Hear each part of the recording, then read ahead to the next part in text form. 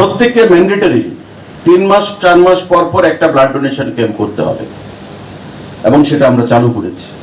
এবং প্রতিটি দপ্তর যদি বৃক্ষরোপণ, রক্তদান শিবির যেগুলো আমরা করতে পারি, যেগুলো করতে অর্থের বিশেষ প্রয়োজন নেই, সেই কাজগুলো যদি আমরা করতে পারি সম্মিলিতভাবে, কালেকটিভলি, তবে আমরা সমাজকে, পরিবেশকে, আমাদের রাজ্যকে আমরা সুন্দর করতে পারবো। এটাই আমাদের একমাত্র লক্ষ্য।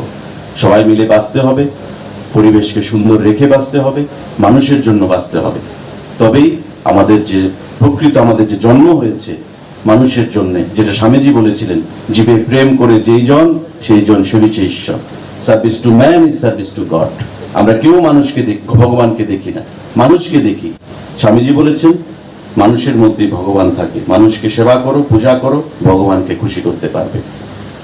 তাই মানুষকে খুশি করা, মানুষকে সেবা করা, সেটাই আমাদের লক্ষ্য, আমাদের দায়িত্ব, আমাদের কর্তব্য, এবং সেটা আমরা আমাদের কাজের বাইরে গিয়েও আমরা সেটা করতে পারি। এই আশা রেখে আপনাদের সবাইকে সেটা আহ্বান জানিয়ে আমি আবারও ধন্যবাদ জানাবো আয়োজকদেরকে এই সুন্দর মহোৎসব, বন মহোৎসব পালন করার জন্য। এবং আপনারা, আমি মাননীয় চেয়ারম্যান সাহেবকে বলছিলাম যে একটা ব্লাড ডোনেশন ক্যাম্প করুন, মুখ্যমন্ত্রীকে ডাকুন। আমাদের মুখ্যমন্ত্রী 10 জনও যদি ব্লাড দেন, 10 ইউনিট ব্লাডও যদি কালেকশন হয়, উনি সেখানে যাচ্ছেন। কারণ সংখ্যাটা বড় নয়, এই যে কমিটমেন্ট টুয়ার্ডস দ্য সোসাইটি, মানুষের প্রতি মানুষের যে বন্ডিংস, সেখানেই তৈরি হবে। আমি জানি না এই রক্ত কার শরীরে যাবে, হিন্দুর শরীরে যাবে না মুসলমানের শরীরে যাবে, না আগরতলার কোনো ব্যক্তির শরীরে যাবে না সাবরুমের কোনো ব্যক্তির শরীরে যাবে, আমি একদম জানি না। কিন্তু সেটা না জেনেই আমি রক্তদান করছি, কারণ মনে হচ্ছে একটা মানুষকে বাঁচাতে পারবো।